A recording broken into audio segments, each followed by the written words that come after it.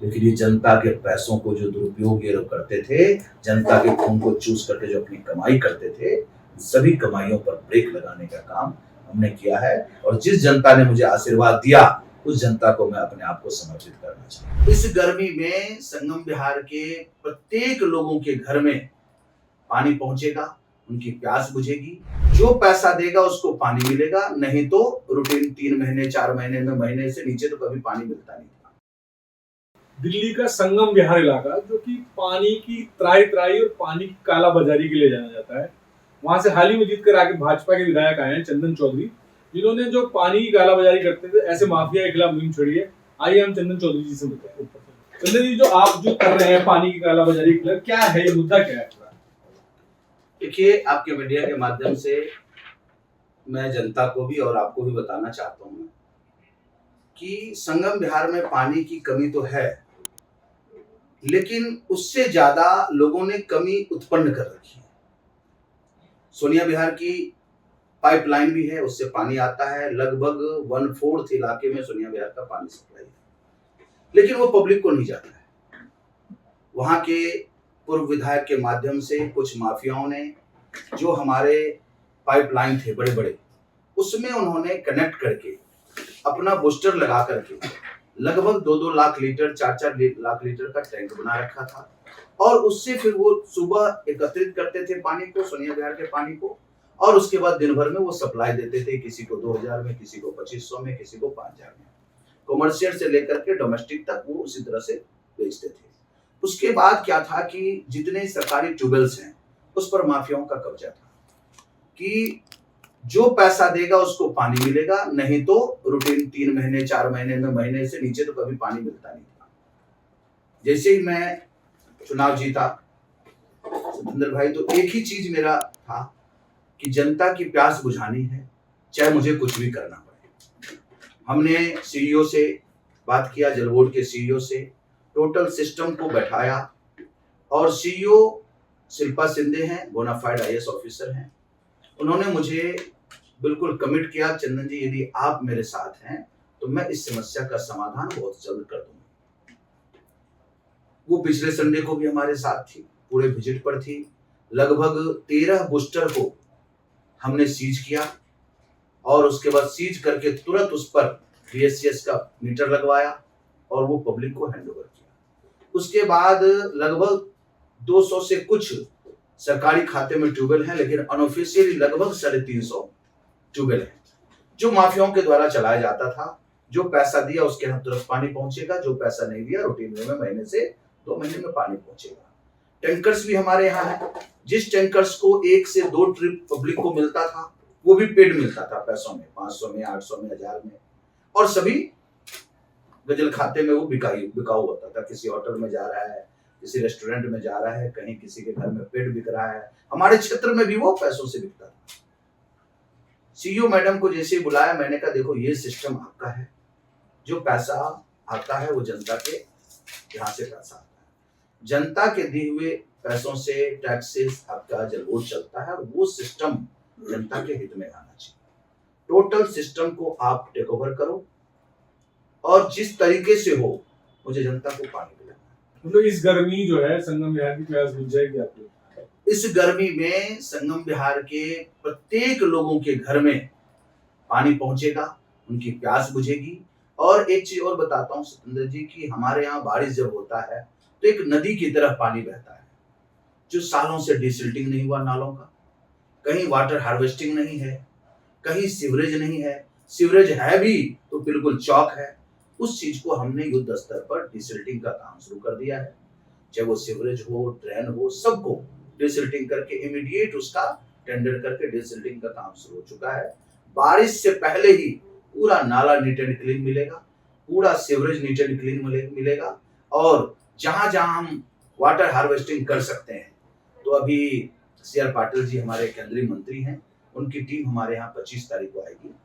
लगभग हम लोगों ने टारगेट किया है 300 से 350 जगह वाटर हार्वेस्टिंग करेंगे। इसमें एनजीओ के द्वारा भी फंड लगेगा, गवर्नमेंट का भी फंड लगेगा, और हमारा एक लक्ष्य एनजीटी का फंड होता है जो डीएम के द्वारा दिया जाता है। वो 19 करोड़ का फंड भी पड़ा हुआ है, उसमें से कुछ अगर वाटर हार्वेस्टिंग करेंगे। आपसे जो पूर्व विधायक थे आम आदमी पार्टी के, उनमें कई धोखेबाजी में जालसाजी में आपने बड़े मामले उठाए, जिसमें कुछ शायद वो मशीनें बेच दी थी पानी की कुछ। देखिए, कूलर घोटाला है, डस्टबिन घोटाला है, और एक और घोटाला जिस पर कि अभी विजिलेंस इंक्वायरी बैठ चुकी है।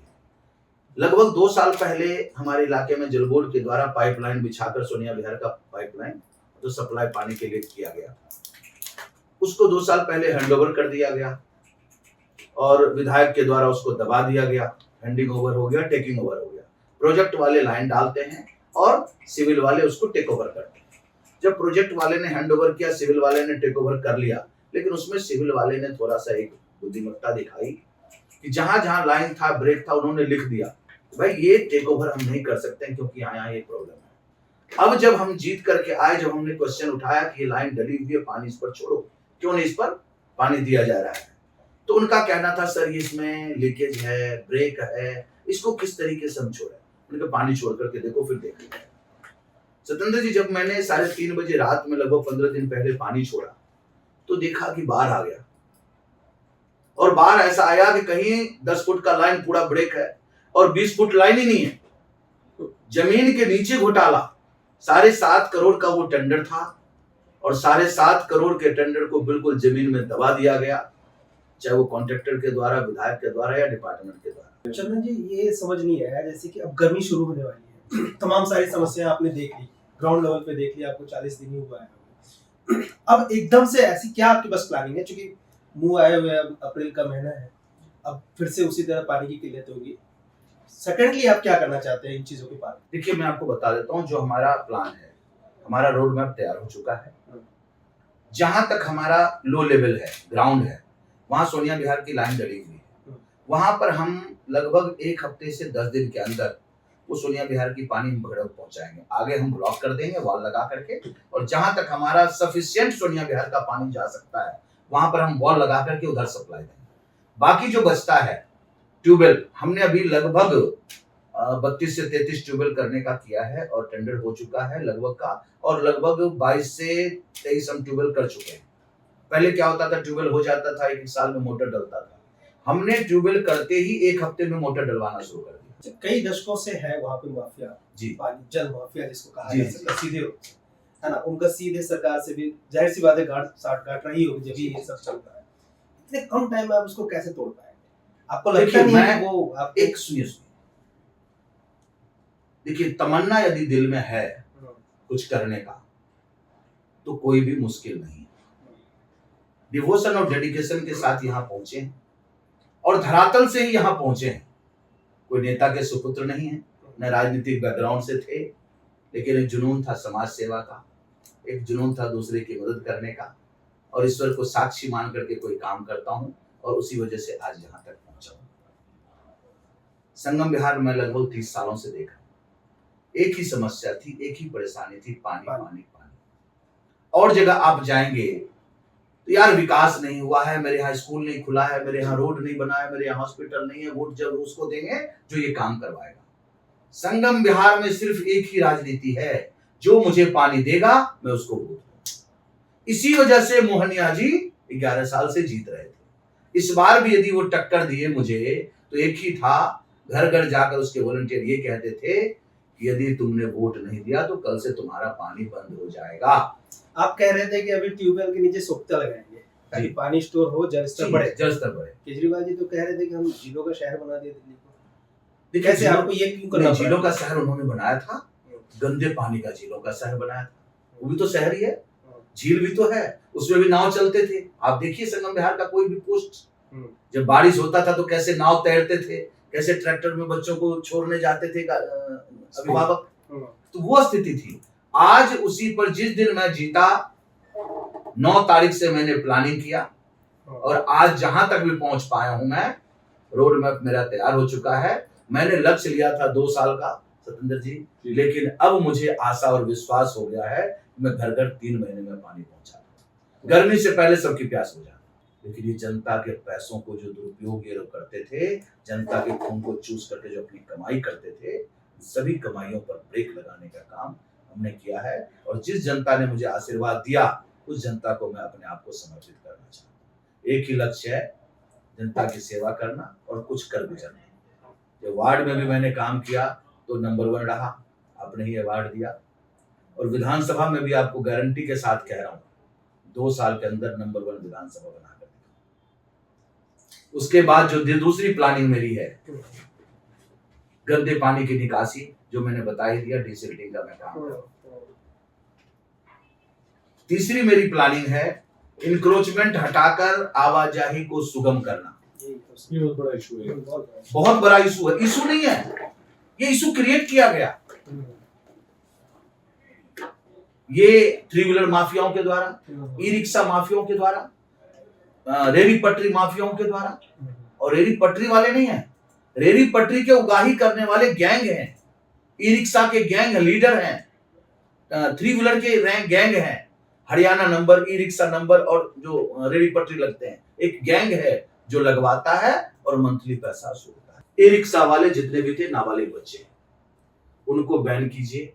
रेहड़ी पटरी जैसे कहीं मार्केट लगा है, रेहड़ी पटरी रोड पर नहीं लगे, बड़े रोड हैं, चौड़े रोड है, लगाओ। जहां हमारा रोड ही छोटा है, 30 फुट का रोड है, 30 फुट भी नहीं है, उस पर आप रेहड़ी पटरी लगा करके जाम लगाओगे, वो नहीं चलेगा। 62 फुट का रोड है सतेंद्र जी, अभी तो मैं सुगम कर रहा हूं रास्ता, आने वाले 2 साल के अंदर 62 फुट का ये रोड बना करके मैं आपको दिखाऊंगा। 2 चीजें तो आपने बहुत अच्छी बात कही, एक तो पानी, एक ट्रैफिक।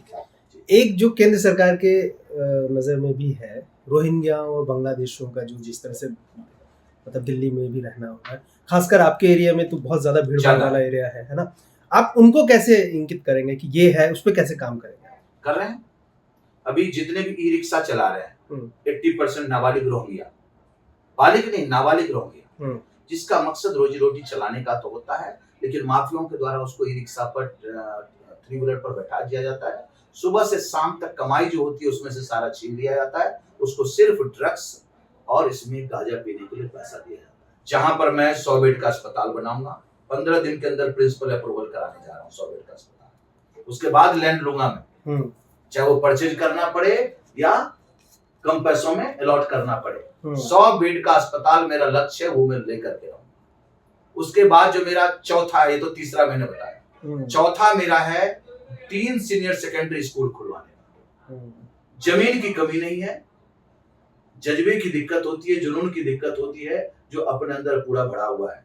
लोगों की सेवा करने का एक जो ललक है वो मेरे अंदर है, और 3 स्कूल 2 साल में खोल करके दिखाऊं। ना तो पैसे की मेरे पास कमी है, ना एक जो कहते हैं ना ललक, इच्छा शक्ति, जज्बा, ना उसकी कमी है। हॉस्पिटल बनाने के लिए मेरे पास सीएसआर फंड की दिक्कत है। आज डीडीए अलॉट कर दे, मैं 15 दिन के अंदर, 20 दिन के अंदर सीएसआर फंड ला करके काम शुरू कर सकता हूं। लेकिन वो सिस्टम होता है हॉस्पिटल बनाने का, डीडीए का, चाहे वो सरकार हमें अलॉट करेगी, सरकारी सिस्टम से ही होता है, वो प्रोसीजर होता है। स्कूल बनाने के लिए भी हमारे पास फंड की दिक्कत नहीं है, ना तो एजुकेशन डिपार्टमेंट के पास कमी है, ना मेरे सिस्टम में कमी है। मेरे पास इतने इंडस्ट्रियलिस्ट हैं जो सीएसआर फंड देने के लिए ललायत है कि आप कुछ कीजिए, यदि हमारे लिए कहीं कुछ करने का जगह होगा तो वो संगम बिहार होगा। हर किसी की तमन्ना है कि संगम बिहार में कुछ करके दिखाएं। जीके में आप क्या करेंगे, डेवलपमेंट बताइए। सीआर पार्क में आप क्या करेंगे, नई दिल्ली में क्या करेंगे, आरके पुरम में क्या करेंगे, यदि कहीं वसंत कुंज में आप क्या करके दिखाएं। यदि कोई जगह है काम करने का, नेकी का हो या राजनीति में चमकाने का हो या सरकारी सिस्टम को सुदृढ़ करने का हो, तो वो है संगम बिहार।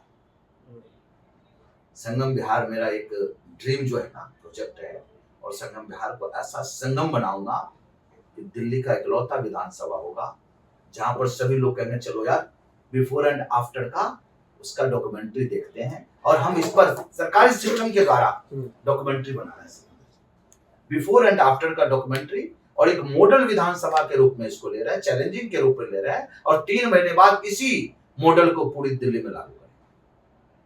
मतलब डबल इंजन की सरकार का डबल काम दिखना है, इंजन की बनने वाली है। हाँ, ट्रिपल इंजन की बनने वाली है, सही कह रहे हैं। इसी महीने आपकी ट्रिपल इंजन की सरकार बनने वाली है। यानी आप ये मान चुके हैं ट्रिपल इंजन की सरकार जो है संगम बिहार में, खासकर बिल्कुल इतिहास। संगम बिहार आपको इस महीने के बाद अलग संगम बिहार दिखेगा। तो ये थे हमारे साथ हमारे इतने में कितना देर संगम, ये थे हमारे साथ संगम विहार के विधायक चंदन चौधरी जी, जिन्होंने आते ही पानी माफिया के खिलाफ बिगुल बजा दिया और अब कह रहे हैं यहाँ पर अगर संगम होगा तो सुविधाओं का संगम होगा। जय हिंद, जय भारत।